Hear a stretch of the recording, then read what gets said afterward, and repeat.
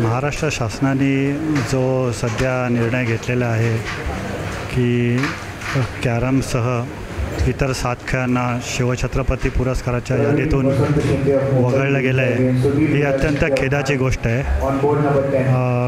मी स्वतः कॅरम खेळाडू आहे आणि 2 वेळा नॅशनल चॅम्पियन आहे, छत्रपती पुरस्कार विजेता आहे.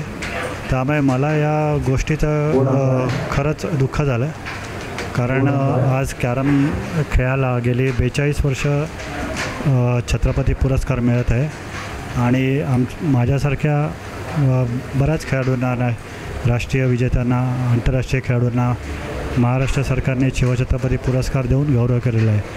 ही जी परंपरा आहे ही आता ह्या शासनाच्या निर्णयामुळे खंडित झालेली आहे.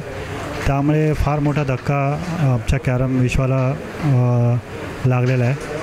याचा परिणाम असे आहेत की जे आता कॅरमचा जो प्रचार आणि प्रसार जो होत आहे आणि गेल्या काही वर्षात जो अत्यंत जागतिक पातळीवरती जो कॅरमचा खेळ गेलेला आहे, अरुण केदार जे आहेत महाराष्ट्र कॅरम संघटनेचे सचिव, त्यांनी या खेळाकरता भरपूर मेहनत घेऊन जे काही कॅरमला योगदान दिलेलं आहे त्या सगळ्याला आता खीळ बसलेले आहे अशा निर्णयामुळे.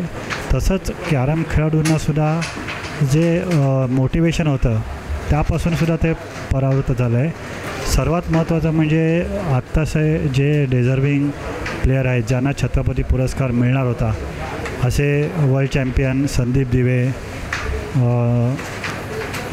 जागतिक क्रमांक 3चे खेळाडू नीलम घोडके, तसेच आंतरराष्ट्रीय खेळाडू अभिजित त्रिपणकर यांना या पुरस्कारापासून वंचित व्हायला लागले. त्यामुळे ते खूप डिमोटिवेटेड झालेत. त्यामुळे माझं स्वतःचं असं अपील आहे महाराष्ट्र सरकारला की त्यांनी या निर्णयामध्ये बदल करावा आणि जो पुरस्कार आहे तो परत चालू करावा, अशी माझी कळकळीची विनंती आहे.